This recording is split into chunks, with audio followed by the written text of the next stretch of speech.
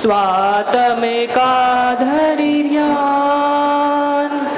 बने बनेंगे बने रहे वीतराग भगवान। वीतराग विज्ञान ही तीन लोक में सार। वीतराग विज्ञान का घर घर होय प्रसार। बने बनेंगे बन रहे, क्या मतलब है इसका? बने बनेंगे बन रहे, जो बन चुके हैं वे बने हैं, और जो बन रहे हैं यानी कि जो विदेश क्षेत्र में बन रहे हैं वो बन रहे हैं, और बनेंगे यानी कि अगले भव में बनेंगे। अरे इसका मतलब थोड़ी पहुंच, किसके माध्यम से बनेंगे, क्या बनेंगे, क्या बात आई है? हाँ दो कृणाल, उधर माइक दो।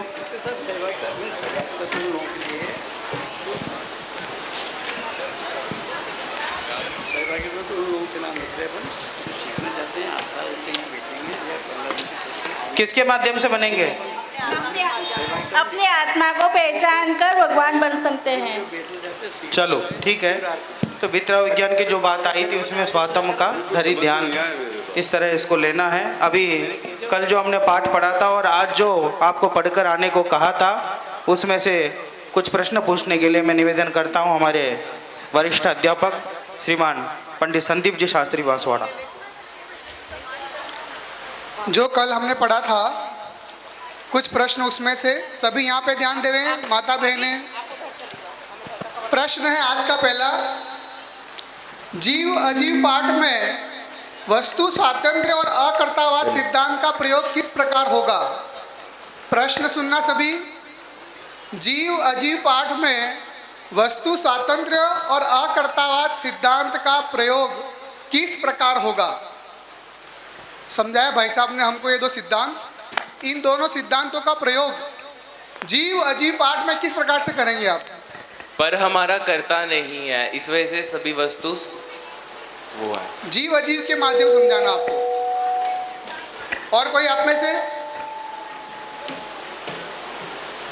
इन दोनों सिद्धांतों का प्रयोग जीव अजीव पाठ में आप कैसे करेंगे, ये अप्लाई करना है हमको।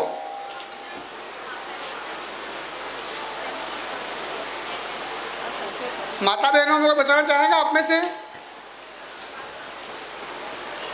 हाँ वहां से माइक दीजिए।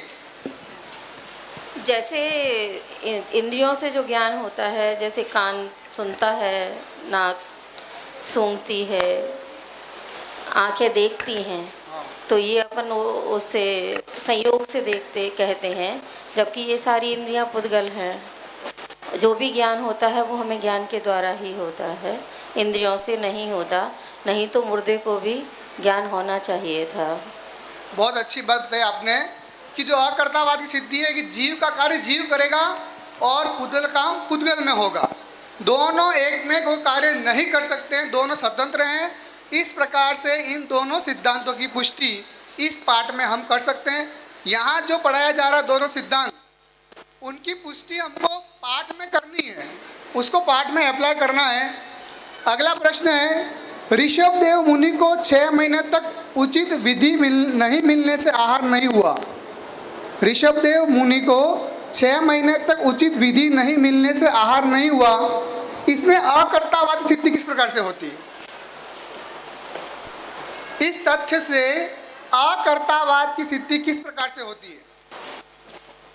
पुनः सुने प्रश्न, ऋषभ देव मुनि को 6 माह तक उचित विधि नहीं मिलने से आहार नहीं हुआ, इसमें अकर्तावाद की सिद्धि किस प्रकार से होगी?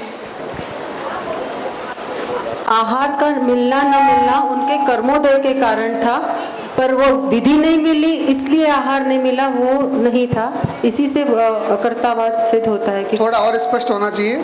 कोई किसी विधि नहीं मिलना निमित्त प्रेरक, निमित्त की उपेक्षा से कथन है, लेकिन उनको आहार नहीं मिलना ये खुद के मतलब उनके कर्म के अधीन था।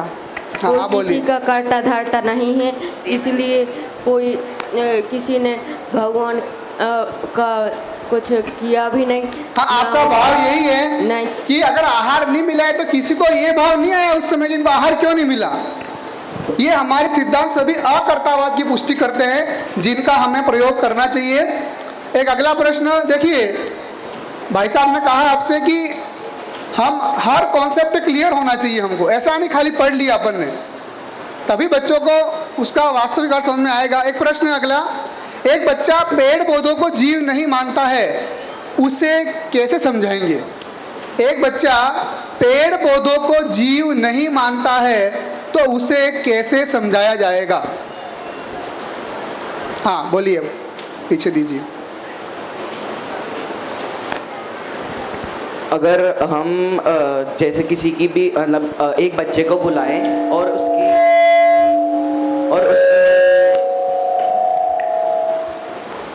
अगर उसकी हम चमड़ी खींचें और उसको बताएं कि अगर हम किसी भी पेड़ की डाली या फिर पत्ती को तोड़ते हैं तो उसे कितना कष्ट होता है, इसी माध्यम से हम उसे समझा सकते हैं कि वो जीव है कि अजीब। अगर आप पेड़ को खींचोगे तो उसको दर्द कहाँ होगा? उसको दर्द होने वाला नहीं, रोने वाला नहीं हो तो, लेकिन उसको फील तो हो रहा है ना कि दर्द हो रहा है। और कोई आप में से माता बहनों में कोई? हाँ बोलिए जल्दी से। जैसे यदि किसी पेड़ की कोई फल तोड़ा है तो उसमें से कुछ पदार्थ निकलता है, तो वो निकलता है तो लगता है कि हाँ कुछ टूटा है, उसमें तकलीफ हो रही है तो उसका कुछ निकल रहा है, जैसे उसका पदार्थ। चलिए ठीक बताया आपने। देखिए, एक होता है टच मी नॉट प्लांट, छुई मुई कहते हैं जिसको, उसको छूते ही वह पौधा अपने आप में सिमट जाता है। एक तो उदाहरण है उसका। उसके अलावा बहुत सारे प्लांट ऐसे हैं जो अपने यहाँ नहीं है, बाहर फॉरेन में है। अगर वो इस प्रकार से रहता है, खुला हुआ है, अगर कोई जीव बैठता है तो वो प्लांट अपने आप बंद हो जाता है। कहने का मतलब ये सिद्ध होता है कि प्लांट भी एक जीव है और उसको हमको मानना चाहिए। इस प्रकार से आज के प्रश्न पूरे हुए। भाई साहब एक दो प्रश्न और हैं जो आरंभ का विषय भाई साहब का चलता है, बहुत ही मार्मिक। सर्वशक्तिमान और स्वशक्तिमान से क्या अर्थ है? कल सर्वशक्तिमान और स्वशक्तिमान की बात वस्तु स्वतंत्र की ओर से आई थी, उस संदर्भ में आप लोगों में से स्वशक्तिमान मीन्स विश्व का ज्ञात, मतलब जो 6 विश्व हैं उनका ज्ञात अलौकिक चीज़ों का, और सर्वशक्तिमान अलौकिक मीन्स आत्मा ज्ञान ही सर्वशक्तिमान सिद्ध भगवान जैसे। थोड़ा और ठीक करो इसको। हाँ, कोई और? ठीक है, जवाब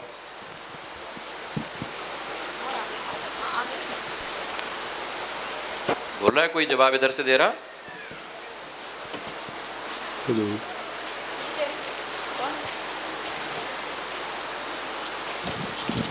स्वशक्तिमान मतलब मैं, मेरी आत्मा, और सर्वशक्तिमान मतलब वीतराग भगवान। ठीक है।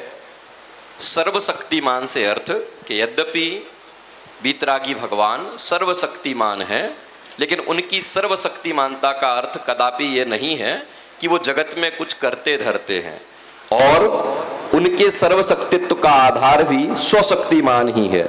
स्वयं में जो अनंत गुण हैं उनकी पहचान करके ही वो सर्वशक्तिमान अर्थात अनंत वीर के धनी बने हैं। फिर अगला विषय था वस्तु स्वतंत्र विज्ञान को आदर्श रूप में नहीं लेना, तो फिर हमें किस रूप में विज्ञान का सहारा लेना? हमें कई कई सिद्धांतों को बताने के लिए विज्ञान का सहारा लेना पड़ता है, लेकिन क्या उस विज्ञान को आदर्श के रूप में स्वीकार किया जा सकता है? अगर हाँ तो क्यों, और नहीं तो किस तरीके से हमें उसका जवाब देना है? हाँ उधर से, इधर आप लोगों में कोई नहीं?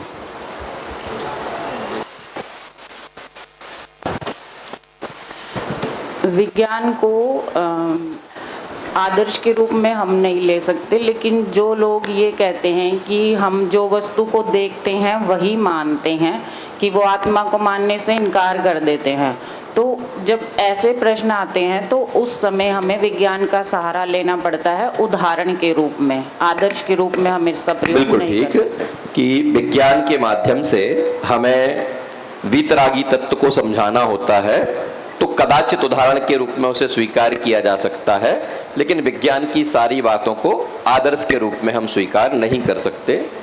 फिर काफ़ी सारे बिंदु कल आपको दिए थे, अभी भाई साहब शायद आपको पुनः बताएंगे कि वस्तु स्वतंत्र हमें किन किन से नहीं करना है और किससे करना है। आप लोगों को होमवर्क के लिए दिया था ना कि पॉइंट्स आप लोग नोट करना, तो कुछ एक आध बिंदु अगर आप लोगों को किसी को याद हो तो बताएं।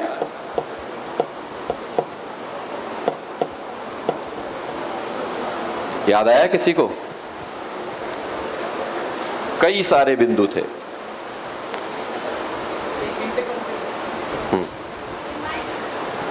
राजा से, अब आगे आप सोचो बाकी के क्या बिंदु थे। हम वहां से आए।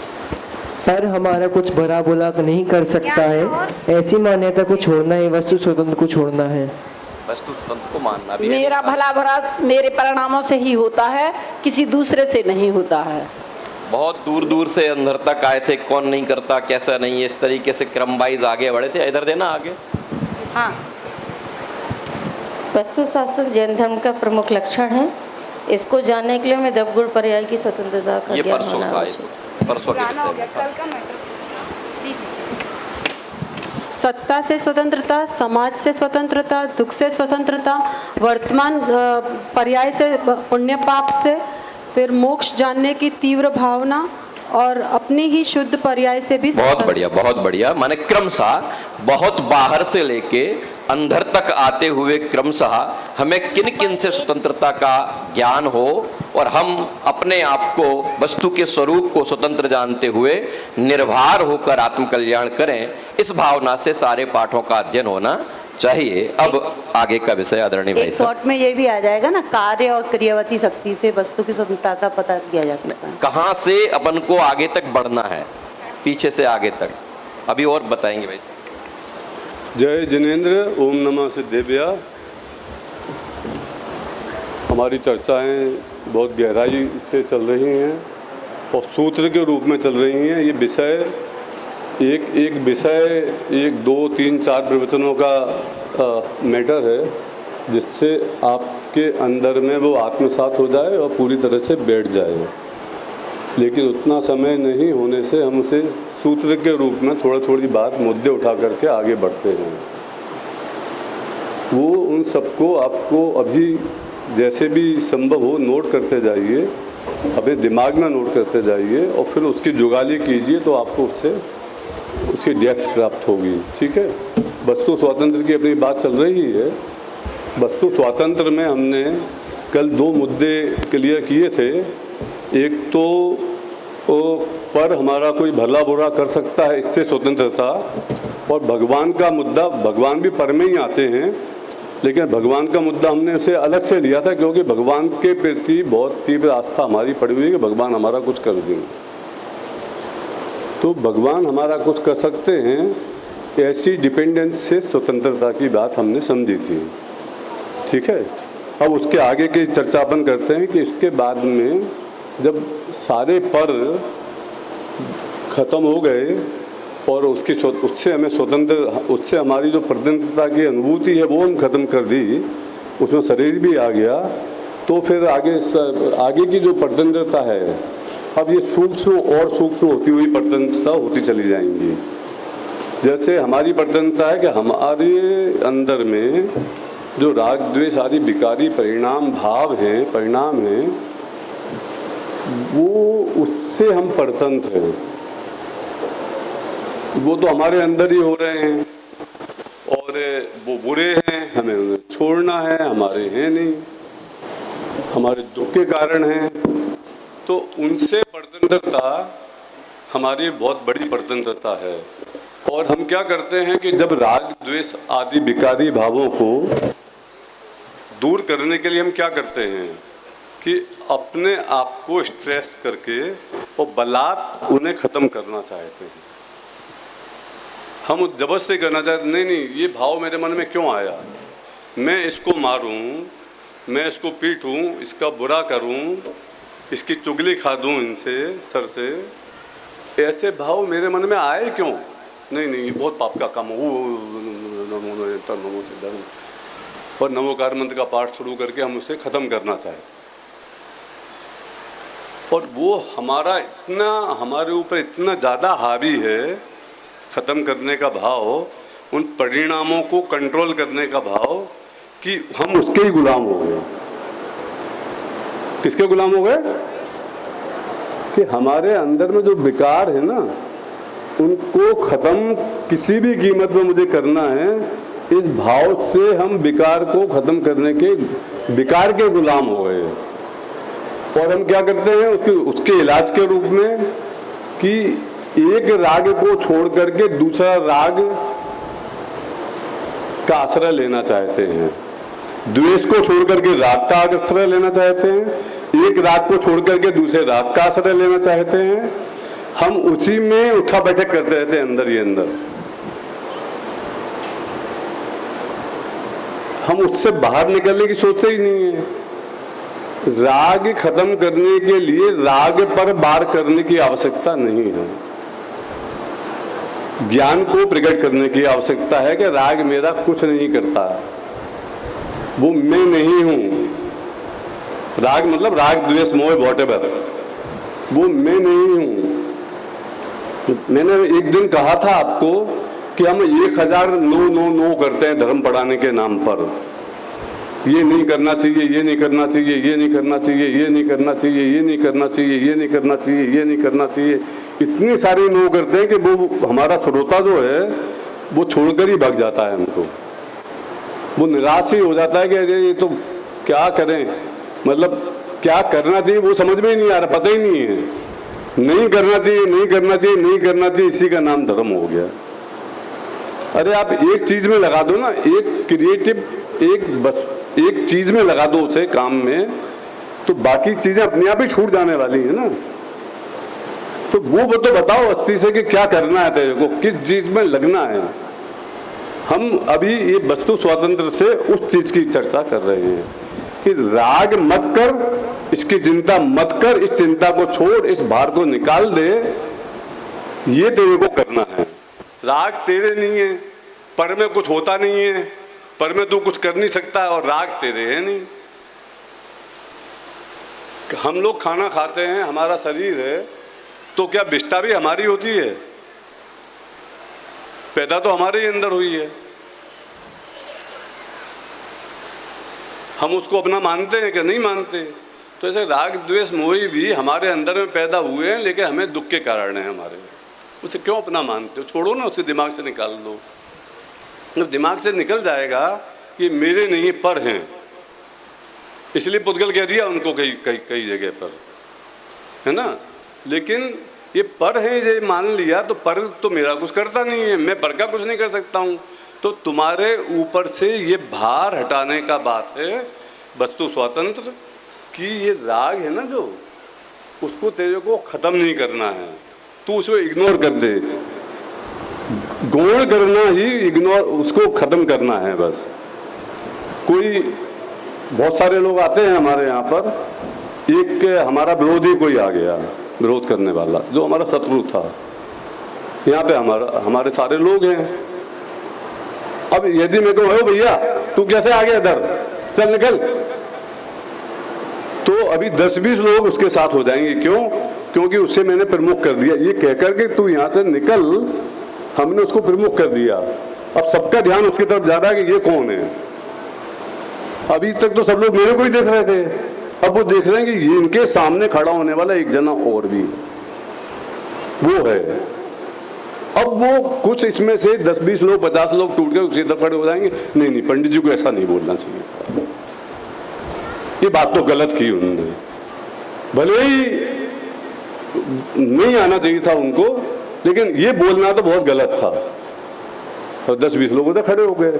आप ग्रहण कर दो ना, अजय आया कि नहीं आया, इग्नोर इट, तो बैठा रहेगा चुपचाप, देख के सुन के चले जाएगा, उसे जो भी करना वो करता रहेगा। किसी चीज को इग्नोर करना वो सबसे बड़ी कला है उस चीज को खत्म करने की। गांधी स्वामी पूरी दुनिया में इसलिए फैल गया क्योंकि विरोधियों ने इग्नोर नहीं किया, उनको प्रमुख कर दिया। विरोध जितना विरोध किया उतने लोगों को उत्सुकता हुई कि देखें जाके क्या तो है उधर। तो जो लोग सुनने को आए उनको समझ में आ गई बात, तो वो टिक गए। इसलिए राग द्वेष को इग्नोर करना है, गौण करना है, उनको हटाने की, उसे कम करने की, एक एक पर्याय को, एक एक हमारे परिणाम को हम कंट्रोल करें, उसकी कोई जरूरत नहीं। कंट्रोल करोगे तो परिणाम तो अनंत है। एक समय में परिणाम अनंत है, और मास्टर साहब बोल रहे हैं कि एक समय में खत्म हो जाएंगे। अब काय को तो कंट्रोल करने के चक्कर में पड़ रहा है, और कैसे करेगा? कितने परिणामों को कंट्रोल कर लेगा? कितने परिणामों में पहुंच जाएगा तू पकड़ने के लिए? परिणामों को कंट्रोल करने से परिणाम खत्म नहीं होंगे, शुद्ध नहीं होंगे। इसलिए हमें स्वतंत्रता कैसे चाहिए कि मैं रागी हूं, मैं द्वेषी हूं, इस भाव से स्वतंत्रता चाहिए, और ये मेरे विरोधी हैं, इनको मेरे को दूर करना, इस बोझ से स्वतंत्रता चाहिए। ये बोझ खत्म हो जाएगा, आपका बहुत काम हो जाएगा आगे बढ़ने का। अब इससे अगले अपन आगे चलेंगे तो कहते हैं कि ये राग द्वेष तो मेरे शत्रु थे, विरोधी थे, उनको छोड़ना चाहिए। लेकिन जो शुद्ध पर्याय हैं जिनसे ये राग द्वेष खत्म हो जाएंगे, वो तो मेरे ही है ना, वो तो पैदा करने हैं ना। हाँ बिल्कुल करना है, सही बात है। लेकिन यदि उनको जैसे इनको खत्म करने का भाव तेरे लिए बोझा था तो तू अपने में नहीं जा सकता था, वैसे ही वो शुद्ध पर्यायों को भी प्राप्त करने का, आने का, उनको हमारे जीवन में वर्तमान पर्याय में उद्भूत करने का ये भाव भी उतना ही बोझा है ना। यदि उसको करने की कोशिश करेगा तो कुछ ना कुछ करेगा, तो फिर कि ये करूं, ये करूं, ये करूं, ये करने का भाव भी तो मुश्किल है। अब यदि इससे तेरे को स्वतंत्रता नहीं मिलती है, कुछ करने के भाव से, शुद्ध परिणामों को करने के भाव से, शुद्ध परिणामों को करने का भाव अशुद्धता है, उससे भी नहीं करना है, उससे भी ऊपर जाना है। क्यों? क्योंकि वो भी मेरे हाथ में नहीं है, जैसे राग द्वेष मेरे हाथ में नहीं थे। अब उसका करने का बोझा तू रखेगा जो कि एक समय में जाके खत्म हो जाने वाला है, अगले समय में दूसरा आने वाला है, तो उसको भी करने की कोशिश करेगा तो तेरे ऊपर एक बोझा रह गया। बोझे के साथ में कोई काम, जिनके माथे भार बे डूबे मंझधार में, हम तो उतरे पार झोंक भाड़ को भार में, भार को भाड़ में। तो ये बोझे जितने भी हैं, ये जो नई व्यवस्था है ना, नए व्यवहार और निश्चय नए व्यवस्था, अभी हमारा सब्जेक्ट नहीं, उस पर ज़्यादा बात नहीं करूँगा, मेरे को अपने विषय पर यार पार्ट बहुत इम्पोर्टेंट है। तो ये जो है भार किसी तरह का हो, वो हमारे को निर्विकल्प होने के लिए बाधक है। इसलिए यहाँ कहते हैं कि शुद्ध पर्याय उसको भी करने का भाव नहीं, पर्याय मात्र ही तेरे को करनी नहीं। पर्याय तो स्वतंत्र है ना, एक समय की पर्याय स्वतंत्र है, वो तेरे करने से, तेरे होने से होगी नहीं, तेरी पकड़ में भी नहीं है। मति ज्ञान, श्रुत ज्ञान की पकड़ में भी नहीं आती है एक समय की पर्याय। पर्यायों का समूह पकड़ में आता है हमारे ज्ञान में, अकेली एक पर्याय हमें हमारे ज्ञान का ज्ञेय ही नहीं बन पाती है। और उसको तुम कंट्रोल करने की कोशिश कर रहे हो, जैसे तुम कंट्रोल करेंगे इतने में तो बदल के खत्म हो गई, दूसरी आ गई। कहाँ करोगे किसी उसके कंट्रोल? नहीं करना। इसलिए पर्याय मात्र के भेद को आप भूल जाओ कि कोई ऐसा भेद है, इसको कंट्रोल करना, भेद को नहीं, उसके कर्तव्य को भूल जाओ कि इसमें मेरे को कुछ करना है। फिर उसके बाद में पर्याय जब खत्म है तो फिर हमें ये होता है कि मैं नहीं करूंगा तो कौन करेगा, ये बाहर के वो हो जाएगा अपने आप। अपन आगे चलेंगे तो तेरा काम हो जाएगा। कि कैसे निर्विकल्पता आएगी ये आपको आएगा। अब इसके बाद में बचते हैं कि नहीं, चलो ठीक है, पर्याय तो हम नहीं करते हैं, पर्याय की करता तो नहीं है, लेकिन ज्ञान हूँ, दर्शन हूँ, चारित्र हूँ, ऐसे गुण भेद तो मेरे में अंदर पड़े हुए हैं ना। इन भेदों को यदि मैं गहराई से नहीं समझूंगा और उसमें उन सबको नहीं करूंगा तो फिर मेरा काम कैसे होगा। तो अब गुण भेद को मैं समझना चाहिए कि क्या चारित्र है, क्या गुण है, ज्ञान है, क्या श्रद्धान है, क्या आनंद है। ये चीज़ तो मेरे को जाननी ही चाहिए और उन पर मेरी दृष्टि तो होनी चाहिए। कभी ऐसा नहीं हो कि मैं ज्ञान करूं और चारित्र वहां भग जाए, मैं सिद्धांत करूँ वो ज्ञान इधर भाग रहा है, इधर उधर भाग रहा है, तो उसको तो सबको पकड़ के रखना पड़ेगा ना मेरे को। तो वो कहते हैं कि नहीं भैया, गुणों के भेद की बात क्यों करता है, तू कहाँ है, तेरे में गुण का भेद, तू तो एक पदार्थ है जिसे हम चेतन बोलते हैं।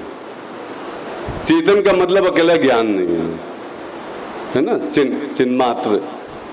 तो उसे कहते हैं कि गुणों के भेद में भी तू अटकेगा तो फिर तेरे को वहां पे भी विकल्पों की उत्पत्ति होती है कि ज्ञान से दर्शन, दर्शन से आनंद, आनंद से चारित्र, सबका। अब ये भी एक भार है कि मुझे कमल जी भाई साहब को भी संभालना है, और संभालते हुए मेरी चिंता है कि परमात्मा जी को भी संभाल लूंगी तो ये नाराज होगा तो तकलीफ हो जाएगी। तो इनको संभालते संभालते मैं इनको ढंग से नहीं संभालूंगा। क्यों? क्योंकि मेरे को आगे का विकल्प, दूसरे को संभालने का विकल्प है। तो ये भी तो भारी हो गया ना मेरे ऊपर कि मेरे ही गुण हैं, मेरे ही सब साथी हैं, लेकिन सबको मुझे संभालना है। कि तू सबको मत संभाल, तू एक काम कर, अपनी कक्षा में विषय वस्तु को सही ढंग से प्रस्तुत कर देना, सब अपने आप समझ जाएंगे। एक एक को पकड़ने जाएगा तो कोई नहीं समझेगा।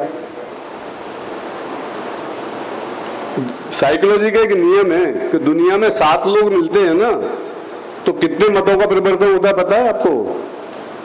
7 लोग हैं तो कितने मतों का परिवर्तन होता है? 8 मतों का कम से कम। हर आदमी का अपना मत है और फिर सबके 2-4 लोगों के मिल करके अलग अलग मत हो जाते हैं। बहुत सा झंझट है। इसलिए गुण भेदों के चक्कर में आत्मा में, वस्तु में, द्रव्य मात्र में, ना तो पुद्गल में स्पर्श रस गंध वर्ण का भेद है, ना आत्मा में ज्ञान दर्शन चारित्र का कोई भेद है। आत्मा पूरी अखंड एक वस्तु है, और जब तुम भेदों पे जाते हो, भेदों पर देखने का आपके ऊपर जो वजन है, इतना सूक्ष्म वजन भी तेरे शुद्धात्मानुभूति में बाधक है। इन भेदों का बोझा, भेदों को जानने का बोझा कि मैं इनको अलग अलग जानूं, इनको डिफरेंट करूं, भेद करूं उसमें, इसलिए वो भी बाधक हैं। इसलिए कहते हैं कि किसी सब तरह के भेदों से, सब तरह के विकल्पों से आपकी मुक्ति होगी। मैं कौन हूं? मैं एक चिन्मात्र ज्योति भगवान आत्मा। जब ये सारे भेद क्यों किए फिर? इसलिए किए कि समझने के लिए तेरे को। भेद नहीं करते तो समझ में नहीं आता, और भेद में उलझा रहेगा तो तेरे आत्मा में नहीं जा पाएगा। अपन चाय बनाते हैं घर में, चाय बनाने वाला कभी चाय का आनंद नहीं ले पाता। मुझे पता नहीं चाय में क्या क्या डलता है, मैं पीऊंगा, वाह मजा आ गया, अच्छी, थोड़ी शक्कर कम लग रही, मिठास कम है, ये ज्यादा है, कुछ भी है, तो मैं उसका आनंद ले रहा हूँ। और मैं जब इस भी एनालिसिस में नहीं जा रहा हूँ कि क्या है, केवल पीने का आनंद लेना है, तो मेरे लिए फिर बहुत आनंद की बात है। जो बनाने वाला है वो पीना शुरू करेगा, इसमें चीनी थोड़ी ज़्यादा होगी, गर्मी थोड़ी कम है, टूटी थोड़ी कम है, चाय की पत्ती शायद थोड़ी जल्दी डाल दी गई पानी उबलने के पहले, या इसे बहुत ज़्यादा उबाल दिया गया है। अरे इलायची तो है ही नहीं इसमें, तो वो इस एनालिसिस में उतर के उसका आनंद ही नहीं आया उसका बिल्कुल। तो भेदों में कहीं आनंद नहीं आएगा, भेदों में तो विकल्प ही पैदा होंगे। चाय का आनंद लेना है तो मत देखो। मैं पिक्चर देखने जाता हूँ कभी भी, तो मेरे को उसका आनंद बिल्कुल नहीं आता। क्योंकि मैं समालोचना हूँ, मैं क्रिटिकल थिंकर हूँ, ये गलत है, ऐसा तो हो ही नहीं सकता है, फलाना है ढिकाना है, यहाँ वहाँ के कमेंट में करता रहूँगा। वो पिक्चर का आनंद ही नहीं आएगा मेरे को, क्योंकि उसमें क्या कहना चाहता है कोई निर्देशक या कोई लेखक, उस चीज पर मेरा ध्यान ही नहीं जा पा रहा। मैं तो केवल इसमें ही लगा हुआ कि ये इस तरह से हो नहीं करना चाहिए था, इसका डायरेक्शन गलत है। मैं डायरेक्टर की, लेखक की, सबकी टीका टिप्पणी कर सकता हूँ, लेकिन आनंद नहीं ले सकता। इसी तरह शास्त्र का है, शास्त्र पढ़ो आप तो आप उसमें भी ऐसे ही करना शुरू कर दो, इसमें तो ये कहा है, इसमें तो वो कहा है। अरे अब सब जगह पर हर बात अपेक्षा से कही जाती है, उस अपेक्षा के हिसाब से समझते रहो, और सामने वाले का ये भाव उस अपेक्षा से है कि नहीं तो जान लो बस। यदि है तो ठीक है, नहीं है तो गलत है बात। इसलिए अब अनुभूति कैसे होगी फिर, जब ये सारे के सारे बोझ आपके ऊपर से हटा दिए गए होने के, तो तुम कौन? ज्ञान, दर्शन, सुख, वीर, स्वभावी आत्मा। तो उस पर विकल्पात्मक रूप से ही मैं जीव, मैं जीव, मैं जीव, मैं चैतन्य, में चिन्ह मात्र, जो भी किसी भी एक कोई भी विकल्प आपके अंदर में चल रहा है, चलते चलते चलते चलते चलते चलते चलते चलते जब उसका भाव भाषण यदि सही होगा तो वो चीज अपने आप ही एक बार निर्विकल्प के रूप में हो जाएगी कन्वर्ट। वो चलते हुए, लेकिन बाहर कोई हुआ किसी भेद का, किसी विकार का, किसी चीज का, शरीर का, बाहर का, तो वो का काम नहीं होता। यदि मैं यहाँ योग करने के लिए बैठता हूँ, ध्यान करने के लिए बैठता हूँ और मेरे को ये कि 5 मिनट में ख़त्म करना है, तो 5 मिनट मेरा ध्यान 5 मिनट कब हो रहे हैं इसी का होगा, दूसरी किसी चीज़ का ध्यान नहीं होगा। तो इस सारे विकल्प जब आपके ख़त्म हो जाते हैं तो ही व्यक्ति निर्विकल्पता में ऑटोमेटिक चला जाता है। वो प्रक्रिया ऑटोमेटिक है सारी। आपको इतना करना है कि सारे सारे विकल्पों के समन करना है। ये वस्तु स्वतंत्र है, इसके आगे की चर्चा अपन कल करेंगे फिर, ठीक है। अब अपन को जाना है शुद्धात्म है मेरा नाम वाला जो पाठ था, कल एक वो पाठ छूट गया था, उसके बारे में 1 मिनट चर्चा करेंगे, हम ज़्यादा नहीं।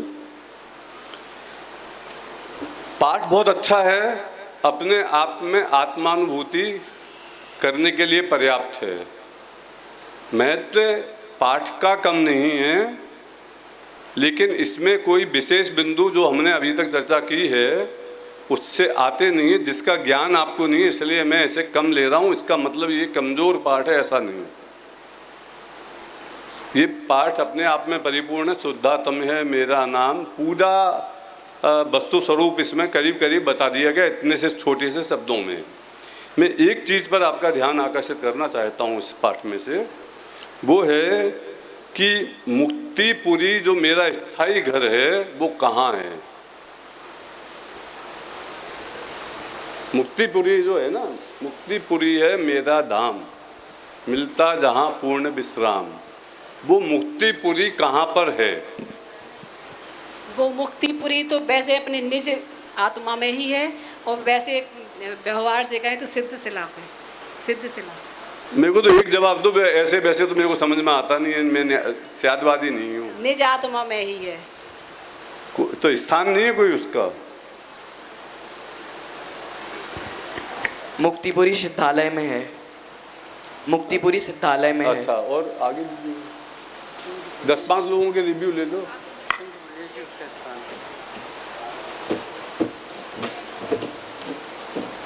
आप बोलो क्या? मुक्तिपुरी धाम यानी कि मोक्ष धाम है। मुक्तिपुरी धाम यानी कि मोक्ष धाम। हाँ। निःशुद्धात्मा ही मेरा, निःशुद्धात्मा। मुक्तिपुरी जो है वो अपने में है, लेकिन बस अपन को उसको पहचानने की ज़रूरत है। मेरे आत्म प्रदेश ही मेरा धाम है। और ठीक है, आप सब लोग अपना अपना जवाब सोच लीजिए। मुक्तिपुरी किसी स्थान का नाम नहीं है। आपका सुख किसी स्थान से परतंत्र नहीं है। आप स्थान से स्वतंत्र हैं। आप अपने में जाइए, जहाँ पर हैं वहीं पर आपकी मुक्ति है। वो जो सिद्ध शिला है वो उसका आकाश प्रदेशों, उसका आपके प्रदेशों का परिणाम है केवल, कि वहाँ पहुँच जाएंगे। लेकिन आप मुक्त यहीं पर हो जाएंगे। पूर्ण पवित्रता, पूर्ण आनंद, अनंत दर्शन, ज्ञान, सुख, बुरे आपको पहले पैदा होंगे, तब आप उधर पहुँचेंगे। इसलिए उसका मुक्तिपुरी कोई जगह का नाम नहीं है। जिस दिन जिस समय आपने अपनी आत्मा का सद्ज्ञान कर लिया, वहाँ से मुक्तिपुरी शुरू हो गई, और पूर्ण ज्ञान कर लिया, वहाँ पर मुक्तिपुरी वहीं पर पूर्ण हो गई।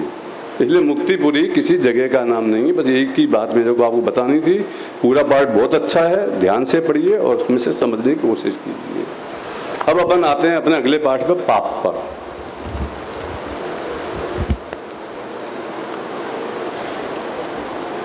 पाप पाठ पढ़ने के लिए इसके ज़्यादा 5 पाप होते हैं, हिंसा, झूठ, चोरी, कुशील, परिग्रह। 5 पापों के बारे में गहराई से और पढ़ने के बारे में, और कसाय जो अगला पाठ है अपना, ये जो धर्म के 10 लक्षण किताब है डॉक्टर भारिल की, इसमें कसाय, चारों कसायों का और कुछ पापों का अच्छा बहुत विस्तृत वर्णन है। इसका आप आधार लीजिए, उससे आपको पढ़िए और उससे गहराई से उसका चिंतन कीजिए, तो आपको पापों के बारे में और कसायों के बारे में बहुत अच्छी जानकारी, गहरी जानकारी, धर्म के प्रकरण में विशेष है। हाँ, मतलब शौच धर्म है, सत्य धर्म है, उत्तम क्षमा, मार्दव, आर्दव हैं, सभी में है। मतलब चर्चा अलग अलग धर्मों की, पाप और कसाय, आज का पाठ और कल का पाठ, तो इसको आप ले सकते हैं, आपका काम की होगी। इसमें ज्ञानी सदावत के 12 व्रत, पाठ 6, गीता विज्ञान पाठमाला भाग 3, इसमें भी सत्य, हिंसा वगैरह के बारे में अच्छा वर्णन है, उसे भी आप पढ़ सकते हैं, तो उससे आपको फायदा होगा। ठीक है, अब मैं महत्वपूर्ण मुद्दे यहाँ पे लेता हूँ और शुरू करते हैं अपन बात।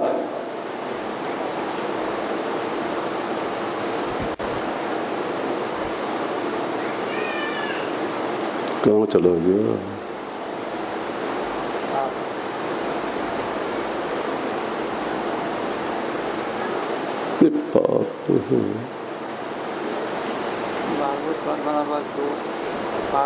मैं पाठ शुरू करने के पहले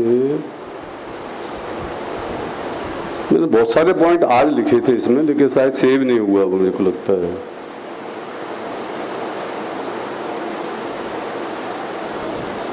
ठीक है, एक बात मैं आपसे कहना चाहता हूं,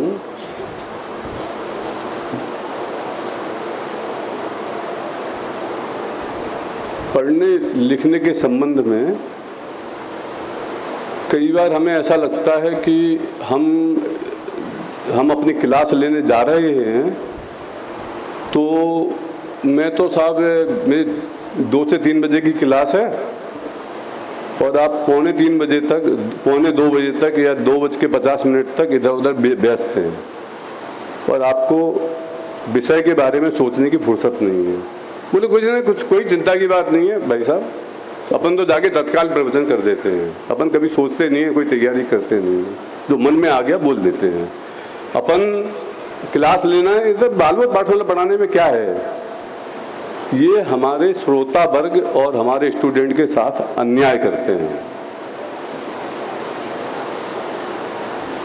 ज्ञान आपको लेना नहीं है, ज्ञान हमको देना है। इंपॉर्टेंट यहाँ पर स्टूडेंट है हमारा, जिसे हमसे ज्ञान लेना है। उसके पास दिन भर में, हफ्ते में 1 घंटा मिलता है, एक हफ्ते में 1 घंटे की 2 घंटे की क्लास है। 2 घंटे में आपने तैयारी नहीं की, वहां जाके कुछ भी चेपन चेप कर दी। अब तैयारी नहीं है, अभी मूड भी नहीं है, बना भी नहीं है आपका दिमाग सेटलमेंट, क्या पॉइंट इंपॉर्टेंट है, किस पे फोकस करना है, किस पे फोकस नहीं करना है, किसको टच करते हुए निकल जाना है, किसको मेंशन ही नहीं करना है। बच्चे का स्तर 2 से 8 साल है और आप बड़ी बड़ी समय सार की बातें ठोकना शुरू कर दें उधर जाके। बच्चे को उम्र समय सार पढ़ने के लायक है, आप उसे नमोकार मंत्र में पाप, हिंसा किसे कहते हैं, दूसरे को मारना, सताना, दिल दुखाना, इसका नाम हिंसा है, वो शुरू कर दें। वो हफ्ते में 1-2 घंटे निकल रहा है, आपको उसको कुछ देने की कोशिश करनी चाहिए। कुछ संदेश आपके 1 घंटे की क्लास से उस तक पहुंचना चाहिए।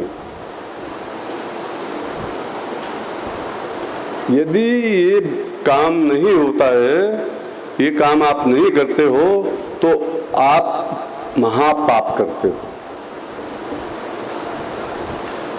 हम जाके बैठ के, मैं यहाँ पे आके बैठ जाऊं, पाप का पाठ पढ़ाना है और मैं शुरू कर दूं वीतराग सर्वज्ञता की बात, समय सार की 6ठी 7वीं गाथा की, 11वीं 12वीं गाथा की, 18वीं गाथा की बात। काय के लिए बैठे हो आप? इधर पाप बताने के लिए बैठे थे ना, तो वो पाप है क्या? पाप में कोई बोलने लायक नहीं है कुछ भी। जो हम उधर जाके उसकी बातें करेंगे। आपको क्या बताना है ये हमारे स्टूडेंट से गाइडेड होता है, उसकी योग्यता से, उसके स्तर से गाइडेड होता है। जब आप बोलते हैं कोई बात तो उसमें हमें उसे प्रायोरिटी बतानी होगी, कौन सी चीज महत्वपूर्ण है, कौन सी कम महत्वपूर्ण है।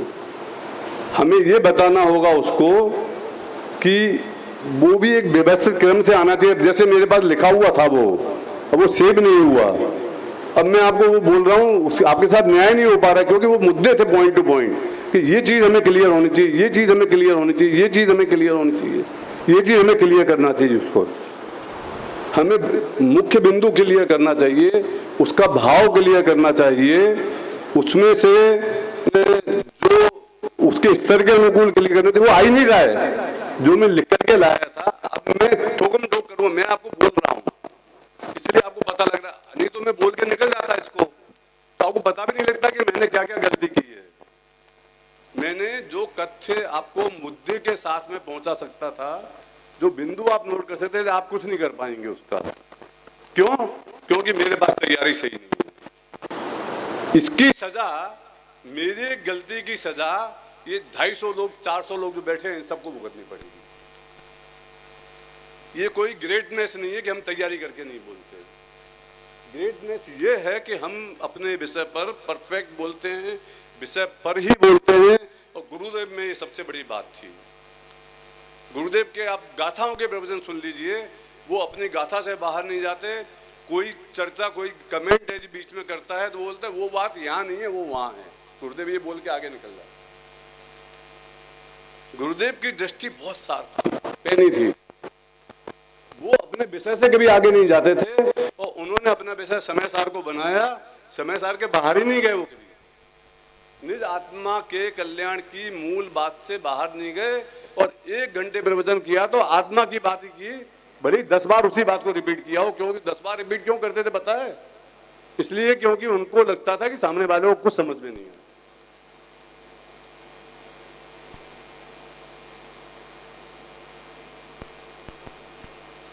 वो क्या चीज है, अध्ययन क्या है, अध्यापन क्या है, जानते हैं? कल मैं दोबारा लिख के लाऊंगा, कल मैं बताऊंगा आपको वो 4 मुद्दे क्या है, पॉइंट टू पॉइंट। अभी मेरे दिमाग में इतना बोझा है आगे का पढ़ाने का कि मैं अभी याद करने का समय नहीं निकाल पा रहा हूं। क्या है? नहीं, ये ठीक है, आप समझे। लेकिन मैं ये कह रहा हूं कि आपको अपने शिष्यों को पढ़ाने के लिए घर से तैयारी करके, मैं 6 महीने से तैयारी कर रहा हूं आपको पढ़ाने के लिए, और ये 6 साल की मेहनत है, अकेले 6 महीने की नहीं। 10 बार में इन पाठों को बना चुका और बदल चुका। ये अच्छाई है, सच्चाई है, ये ईमानदारी है हमारे शिष्यों के प्रति हमारी। हम कुछ भी बोलते हैं वो ईमानदारी नहीं है। यहाँ तो अपेक्षा का खेल है सारा। 6वीं गाथा की बात चल रही, प्रमत अपरमत नहीं है, एक गाय के भाव हूं और उसमें मैं व्यवहार बताने लगूं आपको कि ऐसे खाना चाहिए, ऐसे पीना चाहिए। मैं उधर दुनिया भर की दूसरी बातें ठोकने लगूं। अब वो वहां अपेक्षा से कोई बात कही है ना, उस अपेक्षा को क्लियर करो ना आप उधर। अब इधर उधर की बात करने से क्या मतलब है? वो बात भी आएगी आगे अपनी जगह पर कहीं पर, उस अपेक्षा में कही गई है, उसके पहले रेफरेंस होता है। जो 6ठी गाथा है उसके पहले तीसरी और दूसरी गाथा है, जिससे वो 6ठी गाथा उठती है। अब आप बिगर रेफरेंस के बाद शुरू कर दो, बिगर पढ़े लिखे। यहाँ ये तत्प्रीति प्रीति चित्ते ने यो ने वार्तापि ही सुरता निश्चितम भवेद भव्यो ज्ञानी भावी निर्माण भाजनम, ये बात कहाँ कही गई है? उसके पहले की 25 गाथाएं क्या है देखा किसी ने? तत्व प्रीति, एक बार तत्व की बात बड़े प्रेम से हमने सुन ली तो हम भव्य हैं। मतलब आप यहाँ आके बैठे, आपने धर्म सुना, अब आप गारंटी से भव्य हो गए। ये गलत तत्व का प्रतिपादन है। तत्प्रीति क्या है? अपनी आत्मा को जानने की तीव्र अभिलाषा। प्रीति चित्ते ने, जब उस अभिलाषा के साथ, प्रीति की चित्ते के साथ, मतलब मेरे ही मतलब की बातें कही जा रही है। वो कहाँ कही गई है ये बात, ये गाथा कहाँ पे आई है? पद्म नंदी पद्म विशेषिका में। उसके पहले की 40, 35, 40 गाथाएं सारी की सारी आत्मानुभूति की गाथाएं हैं।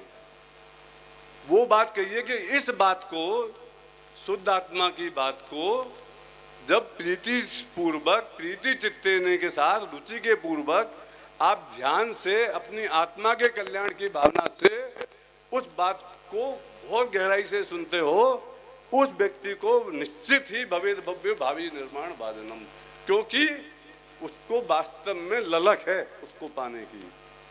हम यहाँ पे बैठ के कोई भी निश्चय नहीं, व्यवहार की इधर की उधर की बात ठोके हैं और बोले कि भाई भाभी तुम तो आके बैठ गए इसलिए भावी निर्माण बाधनम हो, नहीं है। यहाँ पे अभव्य भी हो सकते हैं।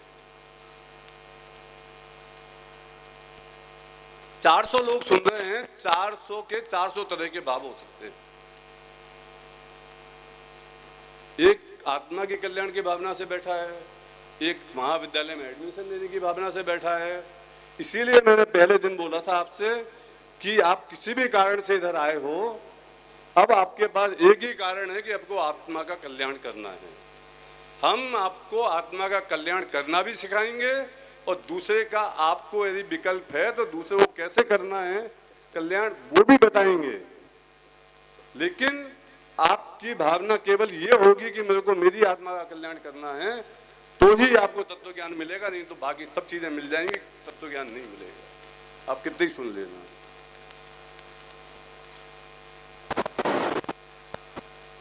इसलिए पढ़ाने में बहुत इंपॉर्टेंट है जिम्मेवारी। वो अज्ञानी जीव अपना जीवन का अमूल्य क्षण निकाल करके सारे कष्टों को सहकर की, पूरे दुनिया के सारे दोस्तों की मजाक सुनकर भी इधर आके बैठता है, क्योंकि मुझे कैसे भी धर्म मिल जाए।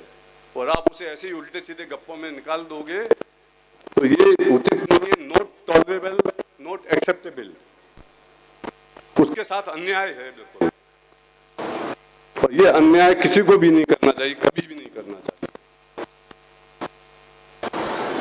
जहां जैसी बात है, जिस नए से बात कही गई है, उस अपेक्षा को क्लियर करते हुए, उस विषय पर गहराई से चिंतन करते हुए, उसके बाद में आप कम बोलो, ज्यादा बोलो, सही बोलो, गलत भी निकल जाए कभी तो क्षम्य है, क्योंकि आपने मेहनत की है इस पर। लेकिन कुछ ही नहीं करो, सीधे आके बैठ गए। अरे आपको थोड़ी ज्ञान लेना है, ज्ञान तो इनको लेना है, मेरे को थोड़ी ज्ञान ही होना, मैं तो ये जानता ही हूँ। ज्ञान तो इनको देना है ना, ये इंपॉर्टेंट है। यहाँ पर मैं इंपॉर्टेंट नहीं हूं, मेरी जीरो अस्तित्व है मेरा इनके लिए। इसलिए आप पढ़ने का सिद्धांत, पढ़ाना सीखने आए हो तो ये बात अपने गांठ बांध के रखना कि हमें जिसको भी सुनाना है जिम्मेवारी से सुनाना, सोच समझ के सुनाना, मूल तत्व की बात बतानी है, जो डायरेक्ट कल्याण का कारण है वो बताना है, प्रयोजनभूत बताना है। 2 घंटे 1 घंटे हफ्ते में है और अप्रयोजनभूत बातें, दूसरे की गप्पे सुना दो आप उसको, उसे क्या मिलेगा? सॉरी, मैं थोड़ा एग्रेसिव हो गया। बात बहुत शांति से करने की है, बहुत शांति से, शांत चित्त से समझने की बात है और बहुत इंपॉर्टेंट बात है। अकेले ये बात हमें समझ में आ गई ना तो आपने पढ़ाना सीख लिया।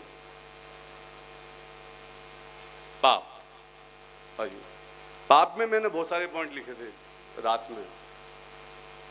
मैंने कल बोला था ना 2 से 3 बजे तक बहुत सारी नई बातें आती हैं। इतनी दिन से तैयार करके आया, अभी नया नया उद्भूत हुआ, अभी उड़ गया, पता नहीं कैसे। मैंने सेव तो कर दिया था, आई डोंट नो।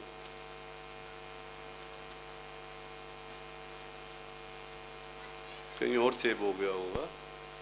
चलिए ठीक है, लोभ पाप का बाप है ना, और मिथ्या तो सबसे बड़ा पाप है। 2 बातें आप, पाप का बाप लोग क्यों है? सोचा कभी क्या क्या कारण हो सकते हैं उसके? बोले जवाब दीजिए फटाफट। जितने जल्दी आप मेरा सहयोग करेंगे उतने समय बचेगा। 11:15 बजे मुझे ख़त्म करना है आज पक्का, क्योंकि आपका खाने का समय है। आप लोगों को आकुलता हो जाती है, ऐसा लोगों ने मेरे से आके कहा। सभी पापों की शुरुआत लोभ से ही होती है। लोभ के वश होकर जीव घोर पाप करता है। किताबी ज्ञान मत दो मुझे, प्रैक्टिकली बताओ कि लोभ पाप का बाप कैसे है।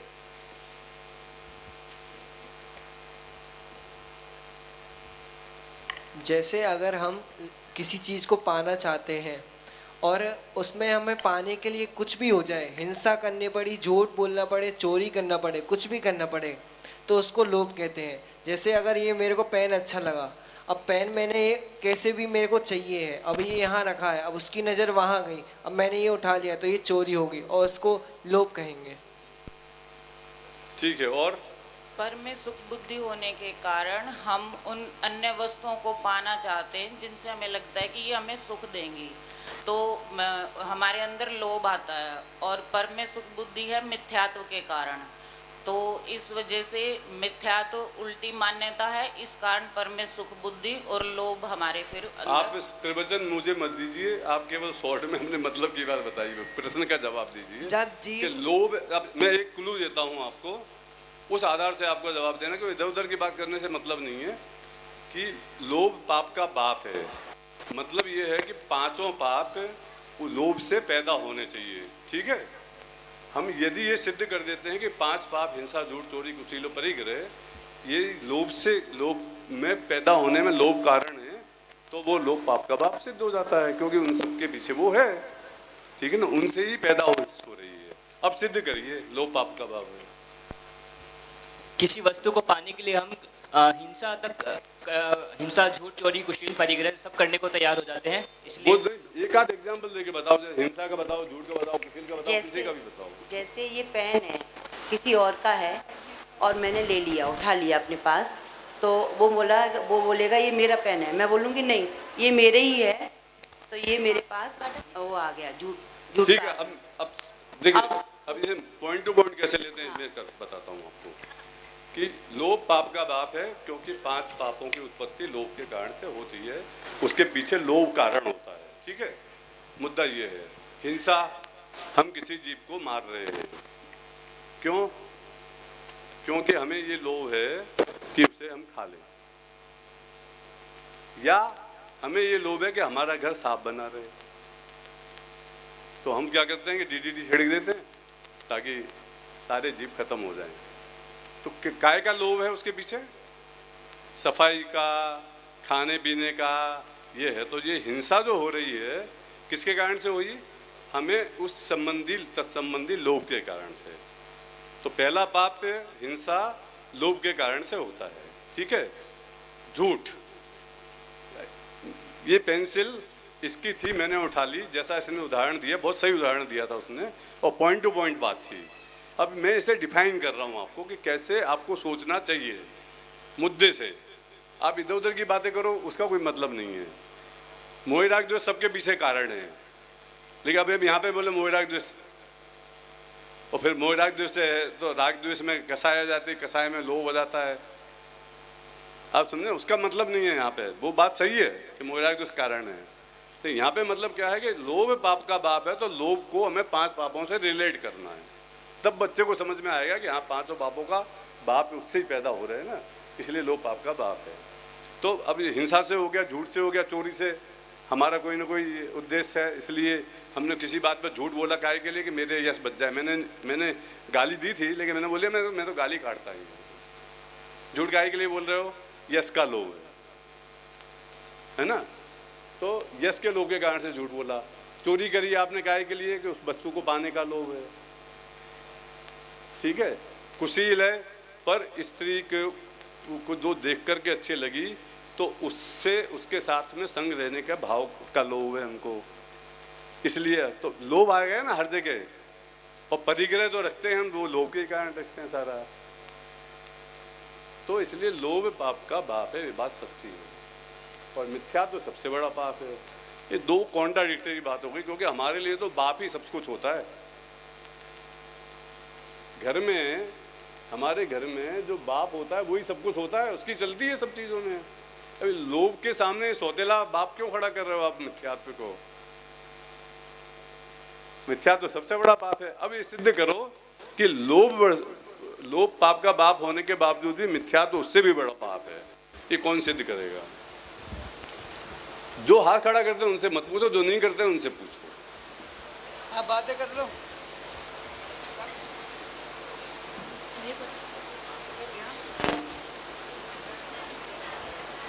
हेलो हेलो, आवाज नहीं आ रही।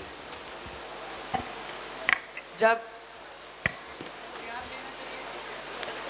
जीव, ठीक है, दूसरे के पास चले जाओ, इतना देर मत लगाओ भाई। जब जीव एक एक क्षण कीमती है।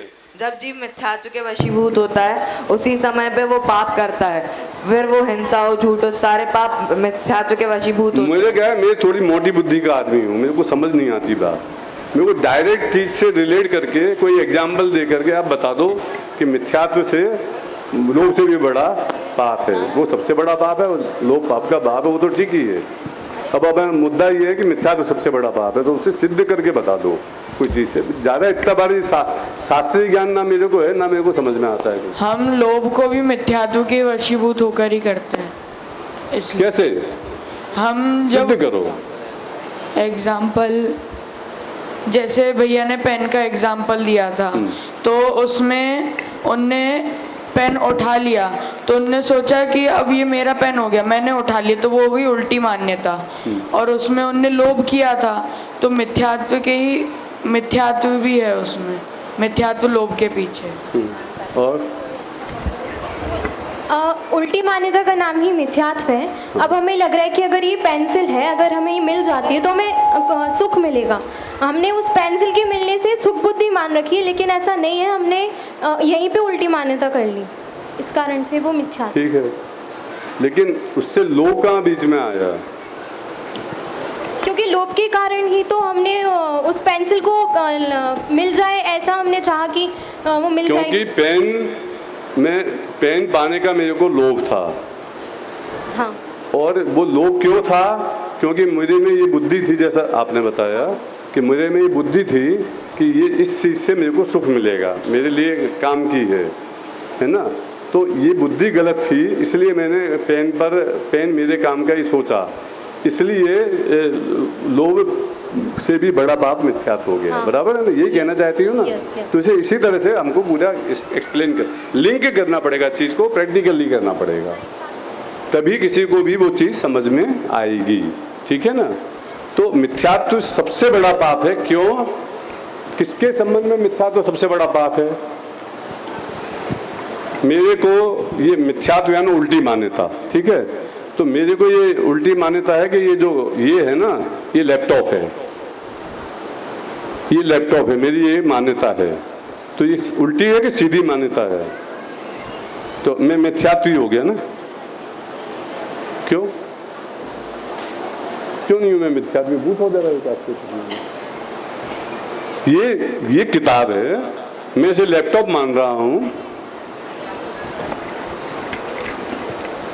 क्योंकि ये मतलब प्रयोजनभूत नहीं है। 7 तत्वों का विपरीत श्रद्धा ही यथार्थ में, 7 तत्वों की विपरीत श्रद्धा ही मिथ्यात्व में आएगी। और ये किताबी ज्ञान मेरे को है ही नहीं ना, मेरे को तो समझाओ आप। हमारे मानने से ये किताब लैपटॉप नहीं हो जाएगी। जब किताब लैपटॉप, और इससे हमारा कोई आत्मा का कल्याण भी नहीं होगा। हाँ। इसलिए प्रयोजनभूत नहीं है हमारे लिए। लेकिन प्रयोजनभूत क्यों नहीं है? मेरे को तो काम की, अभी मैं इसमें से पाप और कसाय के बात निकालने की कोशिश करूं, नहीं निकलेगा तो क्या करूंगा मैं? कल कैसे पढ़ाऊंगा आपको? क्योंकि इससे हमारे सुख दुख का कोई प्रयोजन नहीं हो रहा है सिद्ध। हमारा प्रयोजन क्या? हमारा प्रयोजन क्या है? सुखी होना। सुखी होना, ठीक है। अभी सुखी होने के लिए यदि ये किताब लैपटॉप नहीं हुई और किताब है, ये मैंने जाना गलत या सही भी जान लिया, तो क्या मैं सुखी हो जाऊंगा? नहीं होऊंगा। तो कैसे सुखी होऊंगा? अपनी आत्मा का स्वरूप जानूंगा, उसमें जमूंगा, उसमें रमूंगा, तो सुखी होऊंगा। इसलिए अपनी आत्मा के स्वरूप का ज्ञान करना ही, और उसका ज्ञान ना होना ही मिथ्यात्व है। प्रयोजनभूत तत्वों की सच्ची श्रद्धा और ज्ञान के बिना हमारा दुख दूर नहीं हो सकता। इसलिए वो वो ही मिथ्यात्व है, बाकी की सारी चीज़ों से कोई लेना देना नहीं है। अब मिथ्यात्व हमारे दुख में क्या कैसे रोल प्ले करता है, किस तरह से करता है प्रैक्टिकली। मिथ्यात्व हमने गलत मान्यता है हमारी आत्मा के संबंध में, तो ये कैसे हमारे को अफेक्ट करके और हमारा संसार खत्म नहीं होने दे रहा है। कोई फिजिकल उदाहरण भी दे सकते हो आप, व्यापार का, धंधे का, किचन का, आपके कोई स्टूडेंट खेल का, क्रिकेट का, कोई भी उदाहरण दे सकते कि आप इसे एक्सप्लेन कर सकते हो। भाई साहब ने पूछा मिथ्या तो कैसे हमारे दुख को दूर नहीं होने दे रहा, कोई उदाहरण से बताओ। हमने कई मंदिरों में संसार दुख के कारण का चित्र देखा हुआ है, तो हम देखते हैं कि वो आदमी शहद के लोभ में एक बूंद और करके वो लटकता रहता है। उसे ऐसा लग रहा है कि वो शहद में से मुझे सुख मिल रहा है, वास्तव में सुख वो शहद में से नहीं आ रहा है। तो वो जो उसने माना कि भाई शहद में से सुख आता है, वो उसकी उल्टी मान्यता है। और लोभ था तो भले ही वो चूहे कुतर रहे थे, कुछ भी हो रहा था, फिर भी उसके लोभ के कारण उसने वो शहद के बूंद को लेना नहीं छोड़ा। तो कुछ भी होता है तो मिथ्यात्व के वश उसे लोभ, क्योंकि मान्यता उल्टी थी कि शहद में से मुझे सुख मिलता है, तो इसी तरह मिथ्यात्व बड़ा पाप है। ठीक है, अभी चलिए अपन आगे चलते हैं। देखिए, मैं व्यापारी हूँ, मेरा डायमंड का व्यापार है। मेरे पास में कमल जी भाई साहब आए, बोले अध्यात्म जी रिलायंस का शेयर बहुत बढ़ने वाला, 3000 का भाव है, अभी 2-3 दिन में ही, 2, 5, 7, 10 दिन में ही 5000 रुपये का हो जाएगा, आप इसे ले लो तो अच्छी कमाई हो जाएगी।